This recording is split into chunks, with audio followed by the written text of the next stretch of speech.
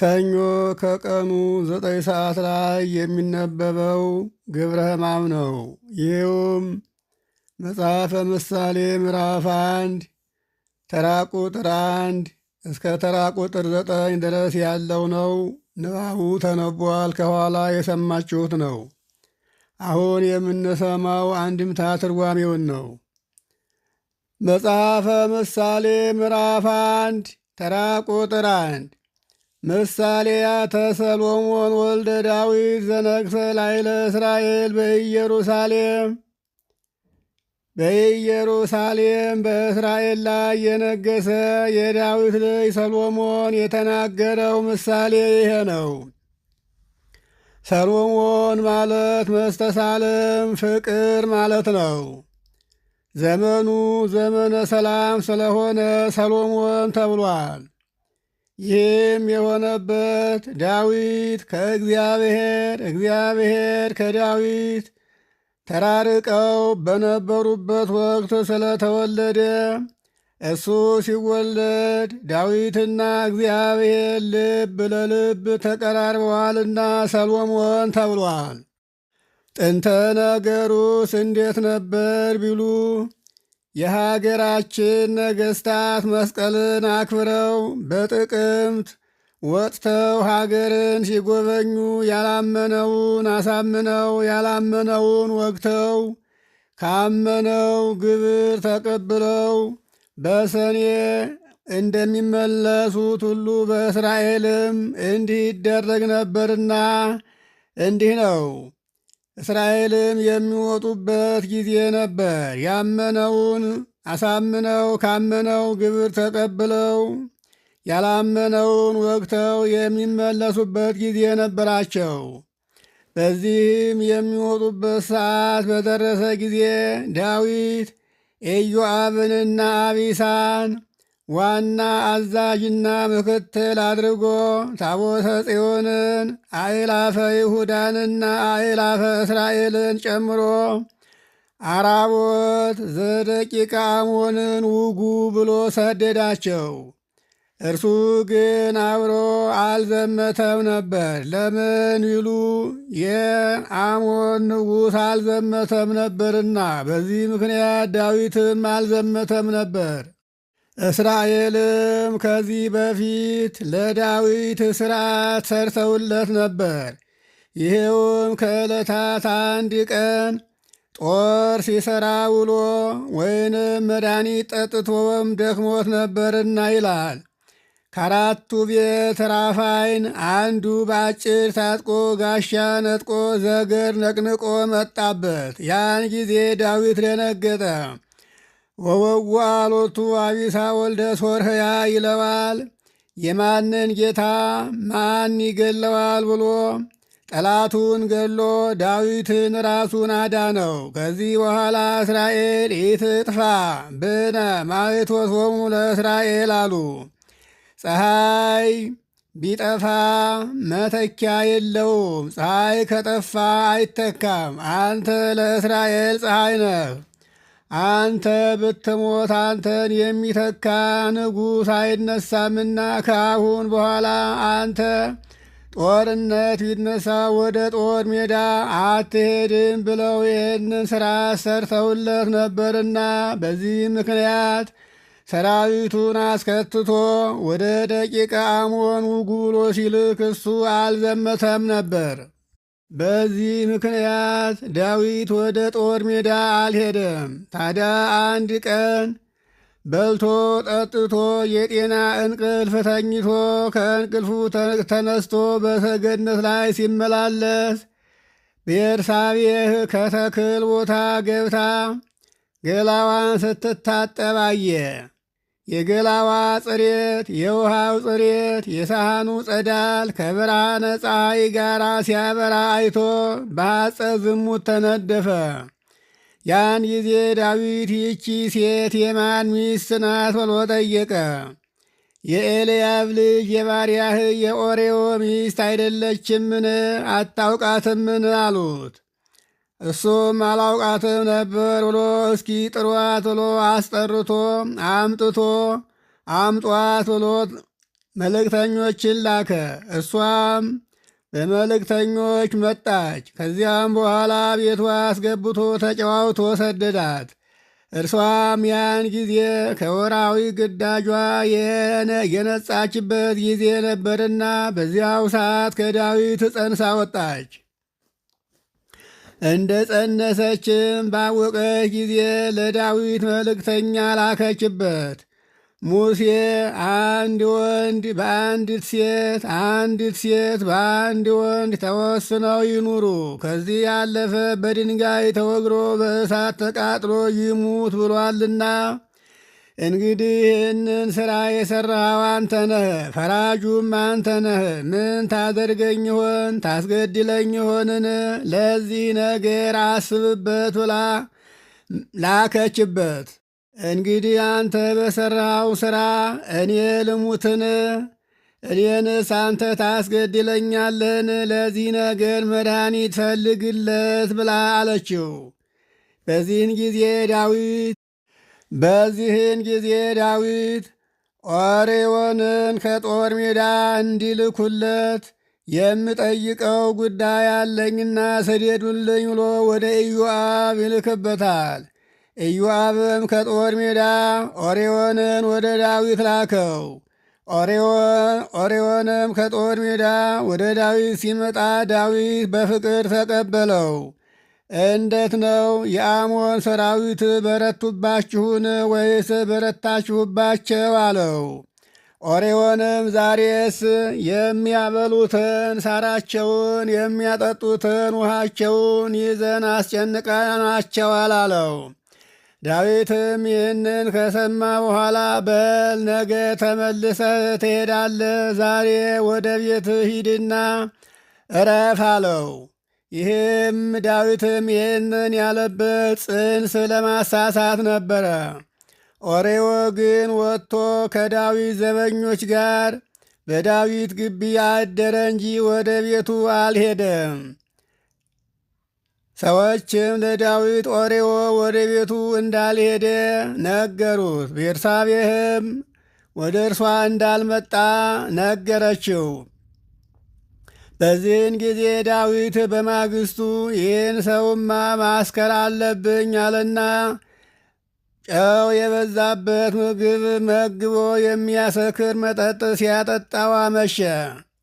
ከጠገበማ እንኳንስ ከሚስቱ ከሌላ ሰው ሲሄደለምን ብሎ የሚያስጠማ ምግብ መግቦ ሲያጠጣው አመሸ። ትናንት ከዱር የመጣህ አይደለምን? የልጅ ፍቅር የሴት ከንፈር የማያሸንፍህ ለምንድን ነው? አሁንም ወደ ቤት ሂድና ከሚስትህ ጋር እደር አለው። በዚያን ጊዜ ኦርዮ አእላፈ እስራኤል አእላፈ ይሁዳ ወንድሜ አቢሳ ጌታዬ ኢዮአብ ታቦተ ጽዮን በዱር እያሉ እኔ ከሚስቴ ጋር ላድር? እንደዚህ ያለውን ክፉ ሕሊና እግዚአብሔር ከኔ ያርቅልኝ አለው። በዚህን ጊዜ ዳዊት ይሄ ባሪያ ለካ አውቆብኛልና ብሎ በል ውጣ ብሎ አሰናበተው። በማግስቱ ጦማረ ሞቱን ማለት የሞቱን ደብዳቤ ይጽፍለታል። ጦማረ ሞቱንስ ምን የሚል ነው ቢሉ ለኢዮአብ የጻፈው ኦርዮን ሲመጣ ኦርዮንን ኃይለኛ ጦር ባለበት ቦታ አቁማችሁ እናንተ ወደ ኋላ ተመለሱ፣ እሱ ግን ብቻውን ተደብድቦ ይሙት የሚል ደብዳቤ ነበረ። ዳዊትን በማግስቱ ለኦርዮን የሞቱን ደብዳቤ ሰጥቶ የንጉሥ ማኅተም አትሞ ሰደደው። ኦርዮም የሞቱን ደብዳቤ ይዞ ገልጬ ልየው ሳይል የንጉሥ ማኅተም ያለበት ስለነበረ እንደ ታተመ ወስዶ ለኢዮአብ ሰጠው። ይሄውም ምሳሌ ነው። ኦርዮ የጌታ የክርስቶስ ምሳሌ ነው። ኦርዮ የሞቱን ደብዳቤ ይዞ ወደ ጦር ሜዳ እንደሄደ ከኢየሩሳሌም ወደ አራቦት ይዞ እንደሄደ ጌታችን ኢየሱስ ክርስቶስም ከሊቶስጥራ ወደ ቀራንዮ መስቀለ ሞቱን ተሸክሞ ሂዷል። ኢዮአብም ዳዊት የላከውን ደብዳቤ ተመልክቶ እያለቀሰ ማንበብ ጀመረ። ኦሬዎም ስለምን ታለቅሳለህ አለው። ይህቺ ያመጣሃት ደብዳቤ አጥንታችሁ ተዋጉ ትላለች። እንግዲህ በውጊያ ሰዓት እንገላለን እንማርካለን ሲሉ መገደልና መማረክ አለ። ስለዚህ ነዋ የማለቅሰው አለ። በዚህ ጊዜ መማረክ እንማርካለን ሲሉ መማረክ፣ እንገላለን ሲሉ መሞት አለና ይሄ ነው የሚያስለቅሰኝ አለው። ኦሬዎም እንዲህ አለ፣ ለጠላት ቢያለቅሱለት ይመለሳልን? ባጭር ታጥቆ ጋሻ ነጥቆ ዘገር ነቅንቆ ቢዋጉት ነው እንጂ አለ። በዚያ ውስጥ ላይ አንተ ጌታዬ ላም እንዳየ አንበሳ ነህ፣ ወንድሜ አቢሳም ፍየል እንዳየ ነብር ነው። እኔም እንዳቅሜ በግ እንዳየ ፍየል በግ እንዳየ ተኩላ ነኝ። እንግዲህ እኔን በጽኑ ሰልፍ አሰልፈኝ አለው። በዚህም ጊዜ ኢዮአብ ይህንንስ አንተም ባትለኝ ያመጣሃት ደብዳቤ ትነግረኛለች ብሎ በልቡ መለሰለት። ከዚህ በኋላ ለዳዊት 37 ኃያላን ነበሩት በዚያው በጦር ሜዳ ያሉ። እነዚህን 37ቱን ኃያላን ኢዮአብ ሰብስቦ እንዲህ አላቸው፣ ኦሬዮ ዳዊትን የበደለውን አላውቅም፣ እንዲህ ያለ ቃል መጥቷልና ምን ትላላችሁ አላቸው። ኢዮአብ ግን ኦሬዮን ሊያድነው አስቦ ነበረ። የዳዊት 37ቱ ኃያላን ግን ዳዊት ነቢየ እግዚአብሔር ነው፣ እንግዲህ በኦሬዮን ላይ ያገኘበትን ማን ያውቃል? እሱ እንደ እግዚአብሔር አዋቂ ስለሆነ ሁኔታውን አውቆበት ይሆናልና ነው እንጂ። አሁንም እኮ ዳዊት እኛ የምንናገረውንና የምናስበውን አንድ ቦታ ተደብቆ እየተመለከተንም ሊሆን ይችላል። ይልቁንስ ዳዊት እንዳዘዘ አድርግበት አሉት። በዚህን ጊዜ በማግስቱ ወደ ጦር ሜዳ ሲሄዱ እንግዲህ እኔን አይታችሁ ተሰለፉ አላቸው። በማግስቱ ወጥተው ገጠሙ። በዐይን ጥቅሻ በከንፈር ንክሻ ተጠቃቅሰው ጥለውት ሸሹ። ኦሬዎም ምን ተኮንክሙ አእላፈ እስራኤል ምን ተኮንክሙ አእላፈ ይሁዳ እያለ ብቻውን ተደብድቦ ሞቷል።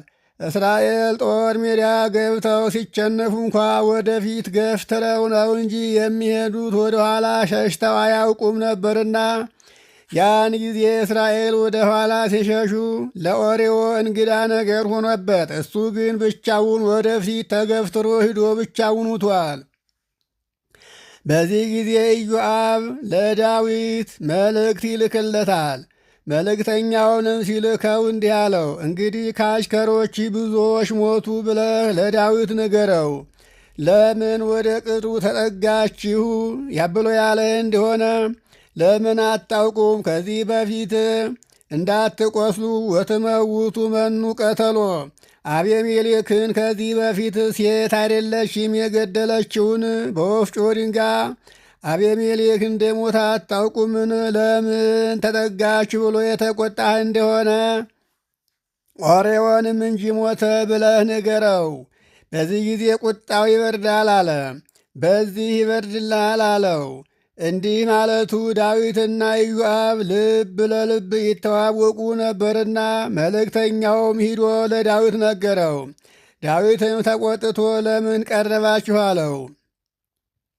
አስቀድሞ እነሱ አሸነፉን፣ በኋላም ግን እኛ የዳዊት አሽከሮች አግባ መልስ ብለን አጥንተን ተዋጋን፣ እስከ አምባቸው ድረስም አሸሸናቸው አለው። በአምባው ላይ ሰዎች ፍላጻ እየወረወሩ ድንጋይ እየጣሉ እነገሌን አስከሮችን ገደሏቸው። ኦሬዮንም እንጂ በዚያን ጊዜ ሞተ አለው። ዳዊትም የኦሬዮንን ሞት ሲሰማ ጠላት የሞተለት ይመስል ደስ አለው። ኢዮአብን እንዲህ ብለህ ንገረው ብሎ ለመልእክተኛው ነገረ። ይሄ ነገር ጭንቅ አይሁንብህ። ወንድ ልጅ አንድ ጊዜ እንደ አባቱ አንድ ጊዜ እንደ እናቱ ነው። አንድ ጊዜ ድል ሲነሳ አንድ ጊዜ ድል ሲነሳ ነውና አይዞህ የሚገሉ ድል ነስቶ የሚገሉበት ድል ተነስቶ የሚሞቱበት ጊዜ አለና በዚህ አትጨነቅ ይልሃል ብሎ መልእክተኛውን መልሶ ላከ። ከዚህ በኋላ ቤርሳቤህ የባሏን የኦርዮንን ሐዘኗን እንደፈጸመች ዳዊት አስመጥቶ ከእልፍኙ አስቀመጣት።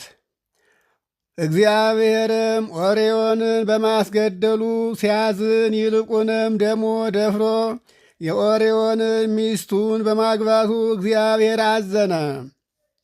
እግዚአብሔር ቢያዝን እንዲህ አለ፣ በእኔና በዳዊት መካከል ፍቅር ጠፋ።